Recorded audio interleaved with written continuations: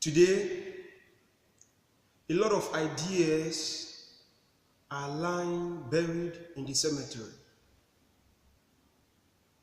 And more ideas are going to follow that path to rest in peace in the graveyards.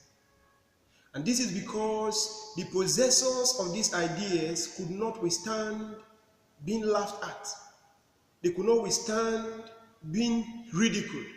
And as such, they decided to rob the world of the talents, of the potentials, of the gift, and the know-how that God has deposited inside of them, and they have gone to bless the graveyard with all of those potentials.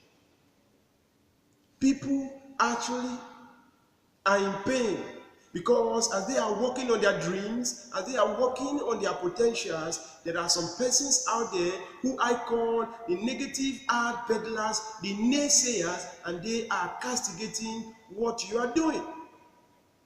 But I wonder why you will sacrifice your conviction on the altar of compromise because some persons are laughing at you.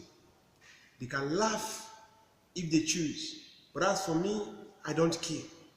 You see, at times, when you want to become something meaningful for yourself or something of a success, negativity will come from different areas of your life. Negativity could come from your family. Negativity could come from friends. Negativity could come from your immediate household.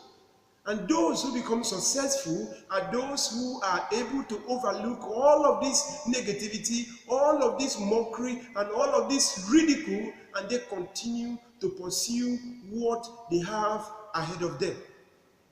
Are you one of those who is going to take your dreams, take your potentials, take your ideas, and bury it in the graveyard? Or are you one of those who is going to brace the odds, who will summon the courage, who will refuse to listen to the negativity that is coming from people who are so close to you, and you will go ahead to ensure that what is right inside of you, you use it to bless humanity? Joseph, when he dreamed the first time, his brothers laughed at him.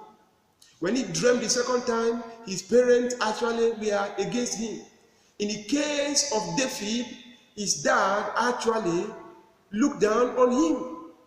The father saw him as nothing. And even his brothers also, they looked down on him. They never understood what was inside David. But David knew what was right inside of him. And he said, I will go and fight the Goliath. I will go and fight that uncircumcised Philistine. And David braced the odds, and he went and he fought Goliath, and he defeated Goliath. David was able to become a champion because he overlooked the negativities that surfaced in his pursuit of excellence. And I know that you, my viewer today, you have something right inside of you, but people are laughing at you, and as such, you are about giving up. Today, I have a good news for you. Please don't give up, because success is not too far away from you. There is something that God has deposited right inside of you. And I encourage you not to blow out your candle and not to bless the graveyard with your potentials, with your dream, and with your skill. I encourage you to withstand all the negativities that is going to surface on your path to success and summon the courage to be the best that you can be. You are unique, special, and beautiful. There is no replica of your very self in the whole world. I could search the 7 continents in the world, but I will never find an exact replica of yourself. That simply means that you are here for a purpose. You are not just here to occupy space and to die and to live. God deposited something right inside of you, and He wants you to use it to bless humanity. Please, let them laugh if they want to laugh. Today, I am speaking to hundreds and to thousands of individuals. At the initial stage, my people actually laughed at me because I stammer. But that is not a hindrance to me. Each time they laugh at me, I know that there is someone up there in heaven who is not laughing at me, but instead of laughing at me, he is saying, Pius, you can do it. Try again, push forward. And I am pushing forward, and today I'm on the screen before you, encouraging you, speaking from my life experience, that you should not allow people who are mocking at you, you should not allow their laughter to make you quit your dream. Don't blow out your candle. Don't go to the grave with your potentials. Use what God has given you to bless the society. The initial stage usually is never easy. It is usually difficult. Let them laugh.